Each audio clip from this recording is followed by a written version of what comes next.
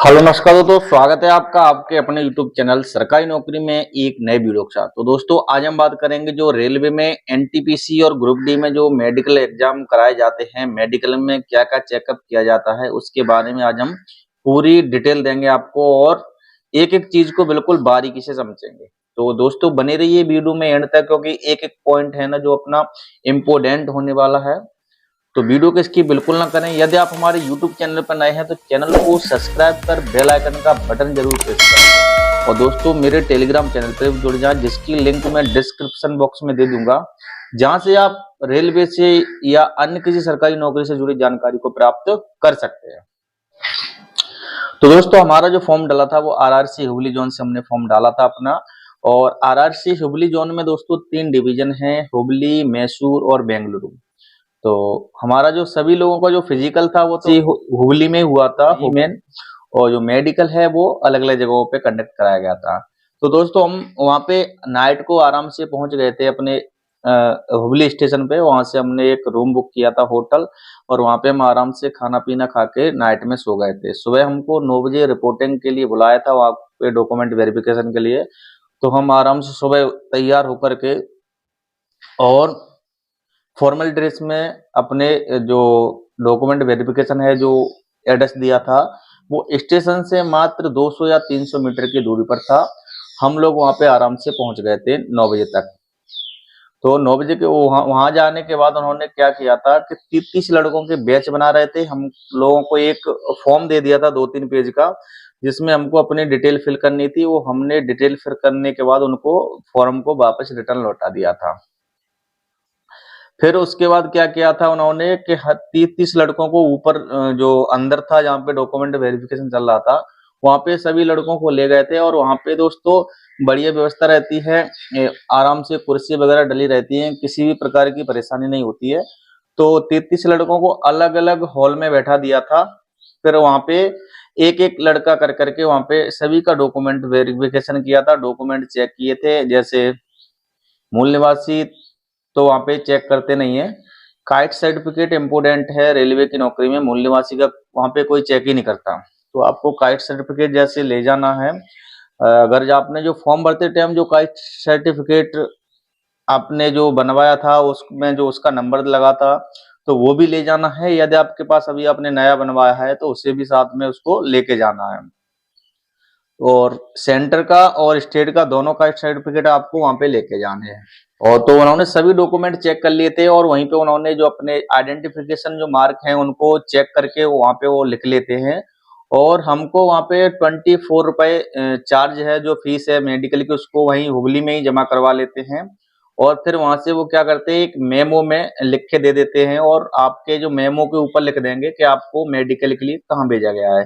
तो मेडिकल का वहां पे क्या सिस्टम चल रहा था, जैसे फर्स्ट लड़के को वो हुबली दे रहे थे, और सेकंड लड़के को बेंगलुरु दे रहे थे, और थर्ड लड़के को मैसूर दे रहे थे। इसी हिसाब से क्रम आगे चल रहा था अल्टरनेट, फर्स्ट लड़के को हुबली, सेकंड लड़के को बेंगलुरु, थर्ड लड़के को मैसूर, ऐसे वो मेडिकल के लिए भेज रहे थे। तो दोस्तों हमारा मेडिकल पड़ा था बेंगलुरु में जाके। तो दोस्तों 3 जगह मेडिकल कराए जा रहे थे, हुबली, मैसूर, बेंगलुरु। और सबसे जो हार्ड मेडिकल कराया जा रहा था वो हुबली में कराया जा रहा था। वहां पे 10-10 दिन का टाइम लग रहा था मेडिकल में एक बंदे को फिट होने में, और उससे थोड़ा इजी मैसूर कराया जा रहा था। और बेंगलुरु में सबसे अच्छा मेडिकल कराया जा रहा था। वहां पे लेडीज डॉक्टर थी, कुछ जेंट्स भी थे। तो वहां पे एक दिन में ही कैंडिडेट बंदे को फ्री कर देते थे। अगर किसी को मेजर प्रॉब्लम है तो उसको 2 दिन का समय लग रहा था, नहीं सभी को एक दिन में ही फिट कर दिया था। और हम दोस्तों हम सुबह वहां पे हमको भी एक ही दिन में फिट कर दिया था। तो दोस्तों जब हमको मेमो दे दिया था, तो मेमो लेने के बाद हम सीधा पहुंच गए थे बेंगलुरु पे। बेंगलुरु पहुंचने के बाद 10 नंबर प्लेटफॉर्म की तरफ वो रेलवे हॉस्पिटल है बहुत बड़ा। तो तो दोस्तों हम वहाँ पे 7:30 बजे बेंगलुरु हॉस्पिटल में हम पहुंच गए थे। हमारा रिपोर्ट कर लिया था हमने 7:30 बजे जाकर। तो 8:30 बजे के बाद वहां से सभी लोगों से हमसे मेमो ले लिया था, और मेमो लेने के बाद वहां पे उन्होंने लोगों ने अंदर कर लिया था।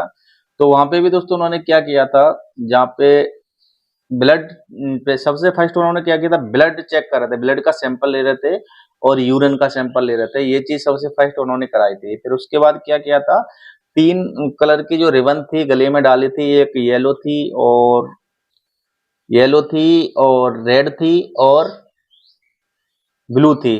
3 तरह की रिबन थी और 3 डॉक्टर वहाँ पे मेडिकल कर रहे थे, 3 बोर्ड बैठे थे। तो अलग-अलग कैंडिडेटों को डिवाइड कर दिया था।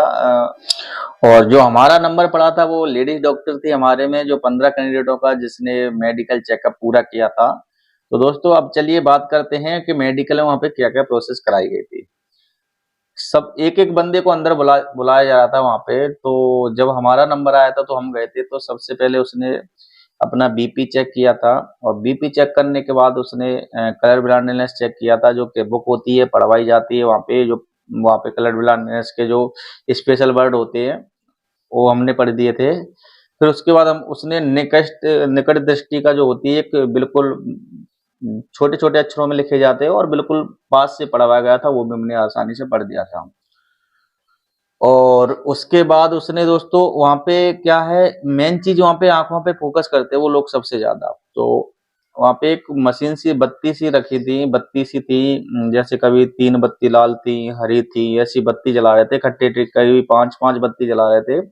तो उसमें दोस्तों आपको ध्यान से बिल्कुल आराम से थोड़ा-सा 2 सेकंड का टाइम लेकर के उसके बाद ही वहाँ पे आपको बताना है, क्योंकि क्या करती है जो हरी और लाल बत्ती है, जो नीचे वाली होती है, ज़्यादातर वो ब्लर करती हुई हमको दिखाई देती है, कभी हरी दिखाई देती है, कभी लाल दिखाई देती है। तो जल्दबाजी में कुछ लोग वहाँ पे गलत बोल देते हैं, तो वहाँ पे उनको कुछ मेडिकल में पॉइंट लगा देते हैं।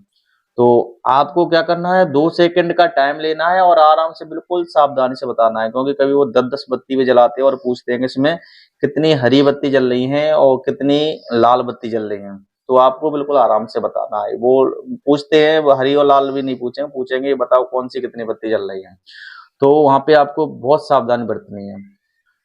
और उसके बाद दोस्तों क्या किया था उन्होंने, जो आँखों की जो लेज़र सर्जरी है टेस्ट के लिए, लेजर टेस्ट के लिए हमको सोलंकी हॉस्पिटल में भेजा था, किसी को किसी हॉस्पिटल में भेजा था, ऐसे 10-10 20-20 बंदे करके उन्होंने ऐसे भेज दिया था। तो वहाँ पे दोस्तों हम लोग सोलंकी हॉस्पिटल गए थे, तो वहाँ पे हमारा 1000 रुपए चार्ज लगा था। वो अपनों को अपनी जेब से पे करना होगा, वो रेलवे आपको नहीं देती है। तो आप 1000 रुपए पे करोगे, उसके बाद हमारा सोलंकी हॉस्पिटल में लेजर टेस्ट हुआ था।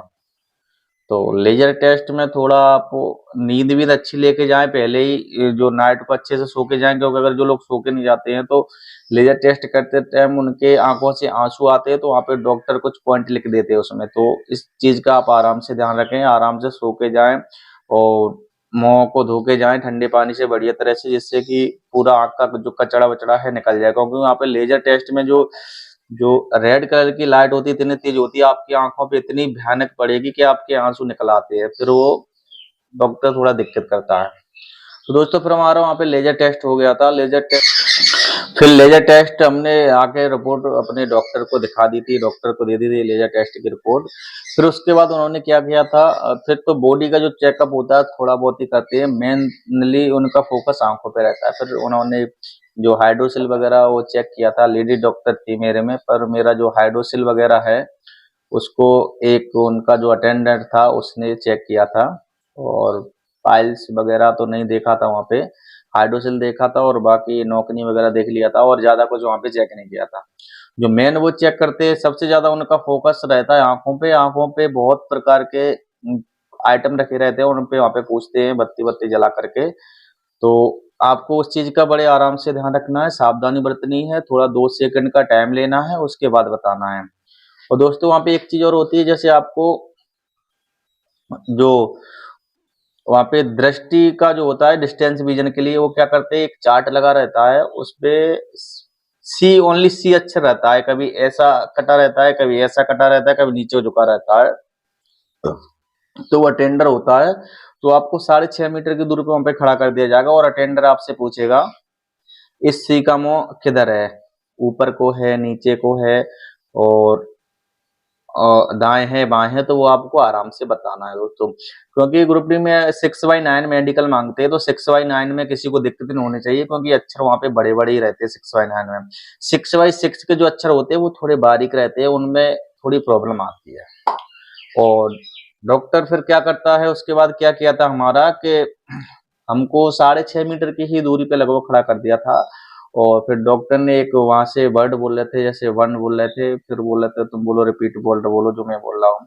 तो मैंने भी वो वन बोला था। कभी कभी वो 24 बोल रहे थे, धीरे बोलते हैं वो। आंखों अपने आपके कानों का चेकअप करते हैं, तो आप उसको आराम से सुने और आराम से उसका जवाब दें।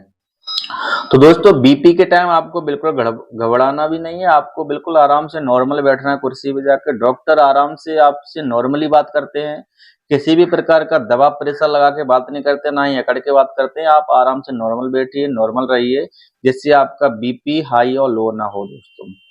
और जिन लोगों को आंखों में थोड़ी प्रॉब्लम आती है, तो उनसे वो लोग बोल देते हैं चश्मा बना के लाओ आप, तो वहां पे आप किसी भी हॉस्पिटल से चश्मा बनवा सकते हो।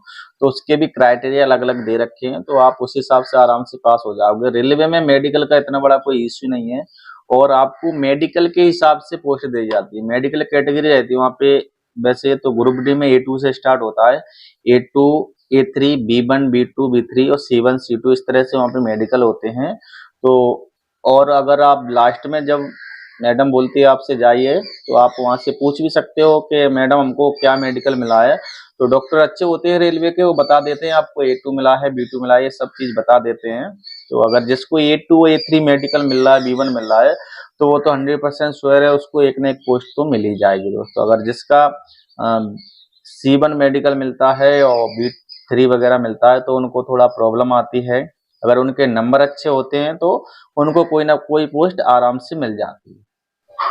तो बाकी दोस्तों कोई हार्ड मेडिकल वहां पे होता नहीं है, आप आराम से फिट हो जाओगे। आराम से जाइए आप, थोड़ा अपने मेडिकल अगर आपका पास आ रहा है, तो थोड़ा बाइक वाइक चलाते टाइम आप ध्यान दीजिए ना, स्पीड में बाइक नहीं भगाइए, क्योंकि मेडिकल के टाइम अगर कोई दुर्घटना हो जाए तो जल्दी से ठीक नहीं होती है। तो दोस्तों अगर आपका कोई डाउट रह रहा हो मन में, तो आप कमेंट करके बता सकते हो, तो हम उसका भी रिप्लाई कर देंगे। दोस्तों वीडियो अच्छा लगा हो तो वीडियो को लाइक शेयर करें, और हमारे यूट्यूब चैनल को सब्सक्राइब कर बेल आइकन का बटन प्रेस जरूर करें। आगे भी हम ऐसे ही रेलवे से जुड़ी हर तरह के अपडेट को आप तक पहुंचाते रहेंगे। धन्यवाद दोस्तों।